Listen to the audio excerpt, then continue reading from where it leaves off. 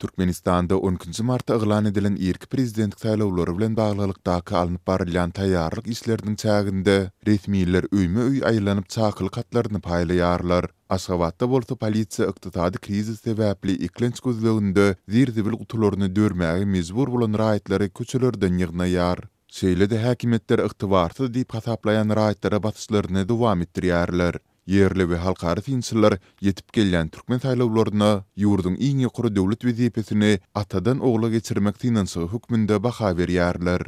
Şu günler Lewabyň dolanýar merkezi Türkmenabatda we beýleki etraplaryna yerli resmiýetler saýlawa çakylyk katlaryny paýlaýarlar. Ol diňe 18 ýaşda olan raýatlara berilýär.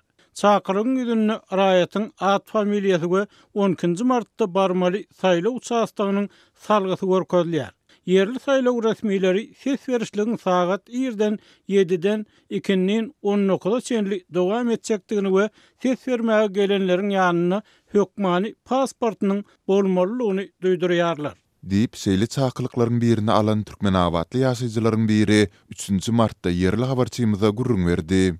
Habarçymyz ýurtda koronawirusyň 2 hadisasyny hem resmi taýdan hasaba almadyk türkmen häkimetleriniň saýlaw uçastyklarynda dezinfeksiýa işlerini hem geçirýändiklerini aýtdy. Ses vermäge gelenler ilk ellerini dezinfeksiýa etmeli, soňra olaryň bedeniniň gyzgyny ölçenler. Diňe şondan soňra raýat ses vermäge goýberler. Adamlaryň özara aralygy saklamak üçin saýlaw uçusyny çenli her 2 metrden gyzyl çyzyklar ýerleşdirildi.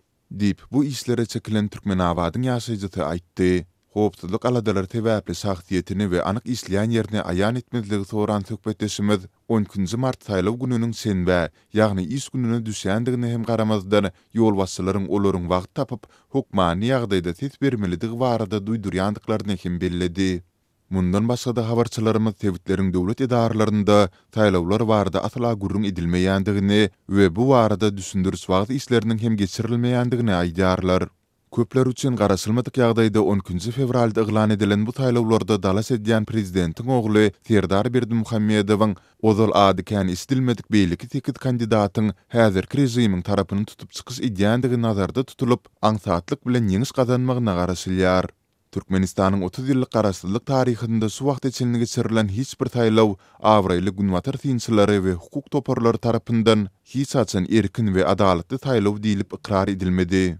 Sol bir wagtda türkmen howpsuzlyk gullukları saýlawlaryň öňü tirasynda yktybarsyz diýip hasaplaýan raýatlara garşy basyşlaryny dowam etdirýärler.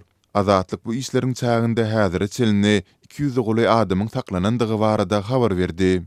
Türkmen häkimetleri ýurtda geçirilen uly bayramçylyklaryň we tiýatry wakalaryň öňü tirasynda ten sowdasy bilen meşgullanýanlara, zähmet düzediş dispanserlerinde alkogolizme garşy bejergi alan adamlara we ozal qaziýet jogapkärçiligine çekilen raýatlara gözükçüligi güýçlendirýärler. Olar muny atudylyk saklamak, howpsuzlygy ýokurlandyrmak çäreleri diýip düşündirýärler. Bu işlerin çäginde Aşgabatda polisiýa ýurtda ýem insim ýyl bäri dowam edýän ykdysady çökünlük sebäpli eklenç gözleginde zirzibil gutularyny dörmäge ýa-da plastik tüýselerini toplamaga mezbur bolýan ýaşaýjylary hem saklap başlady.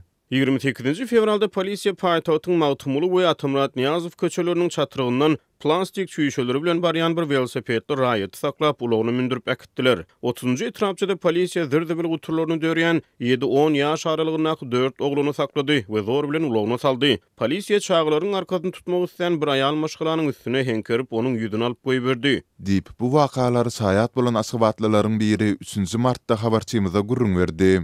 Azatlyk radiosu Aşgabatda saklananlaryň soňky ykbaly, şeýle-de saýlawlaryň öňü tirasynda alınıp barylýan bu çäreler barada ýurdun içeri işler ministrliginden we paýtagtyň polisiýa müdürliginden goşmaçy maglumat ýa kommentariýa alyp bilmedi.